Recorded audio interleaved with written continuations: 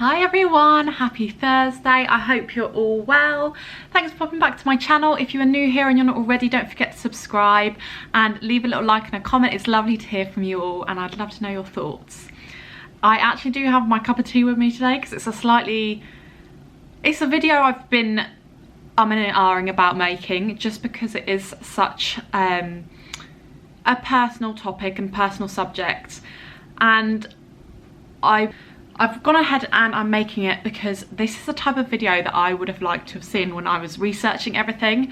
The ones I did find were absolutely incredible, and the families that have made them have put such amazing videos out there. However, the ones I couldn't find were all quite old and like between a year and 3 years old, and so I just thought that I would like to make a video on my personal experience of this particular subject.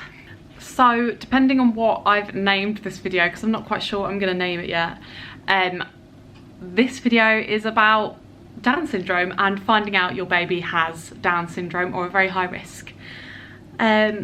So my story my journey sort of started with my 12-week scan.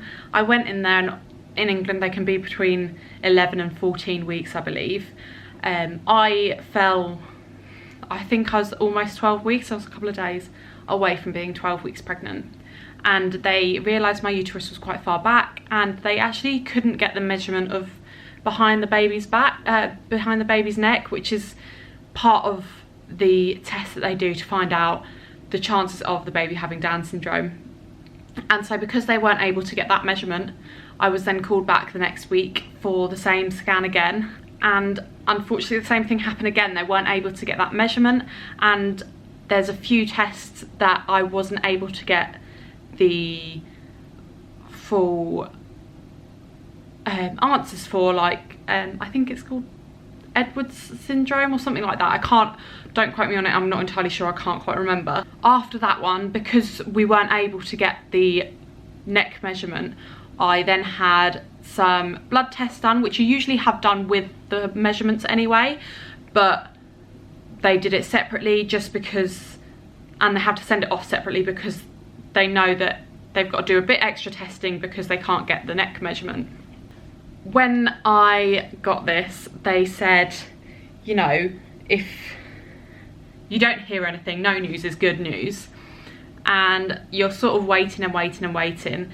And then I got a phone call, and I thought it was just to go through everything with me. They said they'd probably call me anyway, but it was like 5 days after my test.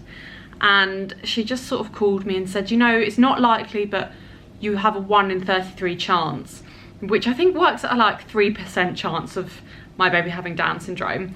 And so, you know, I wasn't too concerned, because from what you hear, most young mums don't have babies with Down syndrome. Normally the parents with babies that have Down syndrome are usually older mums, just because their eggs are usually more mature, and I believe that's the way it works usually, or how it used to be thought to have worked.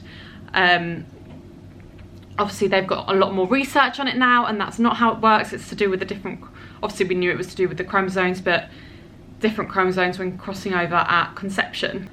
Although when I got this phone call and they told me the chances, they also said that my risk would have been higher anyway, because they can't integrate the information from the neck measurement, and no matter what happened, my test result was always going to come up as a higher risk. However, they would like me to come in and have a chat with me about any further testing that I would possibly like.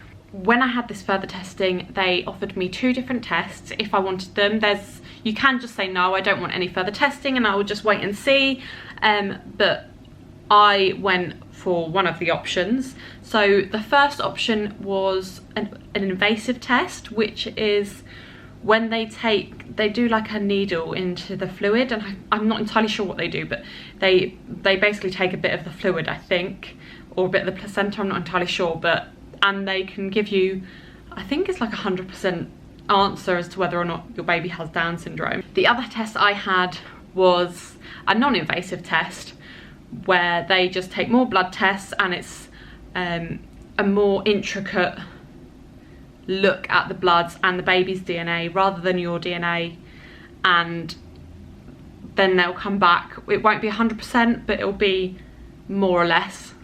They said the papers come back as like more than 95%, but they said it's more like 98% when they spoke to me.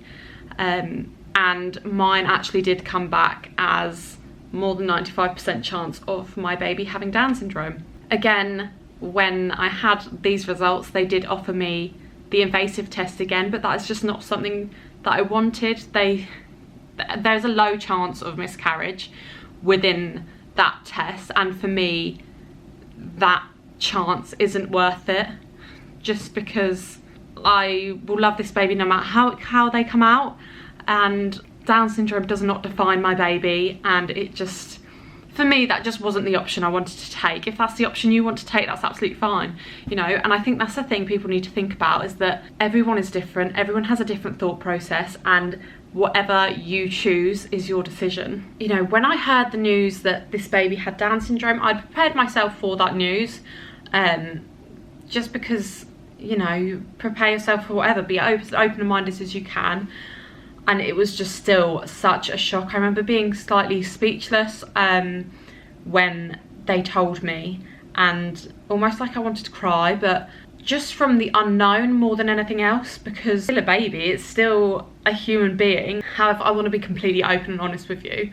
When they initially told me that I had a higher chance, so when I got the chance of 1 in 33, I did consider not continuing the pregnancy, just because I wasn't sure how that would fit in with my lifestyle, and how I would cope with that type of situation. However, thinking about it, between getting those results and getting the more definite results, I had a clearer mind almost. And you know what? No one made me God of who can and can't come into this world. No one made me God of who to decide what type of people can and can't survive. But you have to remember that some people don't want that, and so some people would terminate, and that's fine, that is their decision.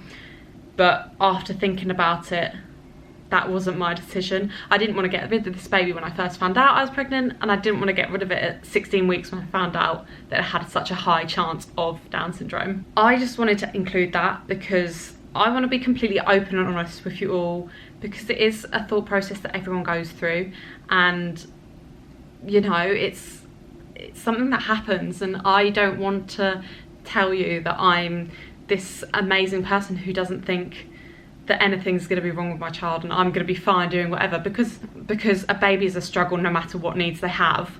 And realistically, a baby with Down syndrome is no different than a normal baby, because all babies need just as much care as a baby with Down syndrome. I'm so lucky to have such a supportive system around me. My friends and family have been amazing, and I actually remember calling my mum after I got the news, and I was crying because it was just such a shock.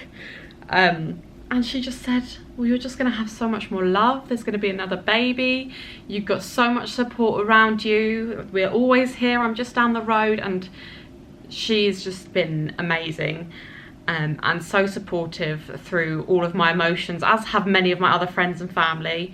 But yeah, it's nice to know that you've got someone else there. And of course, this baby's really no different to another baby. It's got the same needs as any other baby. And I really don't think there's any differences between them other than medically, possibly, until they get to a bit of an older age. As far as I'm aware, obviously I've not gone through it before, so I can't say for definite, but from research and talking to other people, that is what it seems. The hospital I'm with this time have been absolutely incredible. So when I got the news of a higher chance, they did call me back, they gave me time to process and called me back and asked me to come in for a meeting.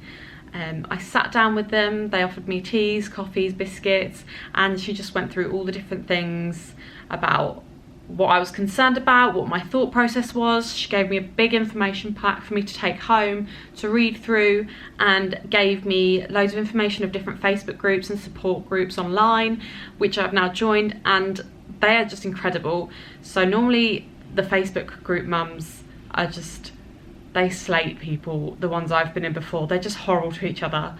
But these ones that I've had for women who are pregnant with high risk, or pregnant with definite Down syndrome babies, or have babies with Down syndrome, it's just another type of group. They are incredible. They're so supportive. I got welcomed into the group really nicely. They have sent me information packs with extra information on. They're constantly sending different Zoom video calls that everyone is welcome to go to, and I have just felt so much support from being in these groups. And I strongly suggest that if you have got a high risk of a baby with Down syndrome, then I highly recommend you join these groups, because they're just incredible. After my 12-week scan and my news of the high risk, I was then invited for a specialist scan with a specialist doctor who looks at the heart and the kidneys and the other organs of the baby, because it's quite common for babies with Down syndrome to have heart murmurs or heart defects or kidney defects or stomach issues quite often, and luckily there's been no sign of them so far. The only thing that they've sort of seen that is slightly different is that the spine is a bit shorter, which again I've been told is normal for babies with Down syndrome. That scan I think was around 17 weeks, and then my next one was at 20 weeks, which is your usual 20-week scan, which you usually find out the gender. I actually found the gender out at my 17-week scan, and my lovely friend threw me a beautiful gender reveal, just a little one, because obviously we were in the tier 2 then before the last lockdown. Since having my 20-week scan, I have now had another midwife appointment where she's gone through some more of my issues and thought process and what I was feeling, and this time around this pregnancy has been just incredible support, and I couldn't thank my midwives and the hospital that I've been going to see enough. They've chased up some more appointments for me to see about growth scans and things like that. So my next scan will be at 32 weeks, and that'll be a growth scan to make sure baby's growing well, because it's another common factor for babies with Down syndrome to have reduced growth, which is why a lot of the time they come early, or you're induced early purely for that reason. Obviously currently everything is looking amazing and I'm being taken care of so well. The support obviously around me is amazing, and that's sort of just what you need through any pregnancy, let alone a more high risk pregnancy. As of right now, my symptoms and my cravings are no different than my one with Theo. I'm still so excited to meet this little baby, and I'm looking forward to my journey. At the end of the day, you are given whatever the universe thinks you can handle, and you're given these things because they know you can handle it, and that's the way you've just got to look in life. And yeah, I hope this video has been informative, or just given people a bit of an idea of things around having a high risk pregnancy. I am always open to any questions you have, or if you want to message me about things privately because you have a concern or just want to ask me something in private that you don't want other people to see, you are absolutely more than welcome to. My DMs on Instagram are always open. I will link everything down below, and just I'd love to hear from you all. Don't forget to subscribe if you've not already, give it a like and a little comment of how you thought of this video, and I will see you all on Monday. Bye.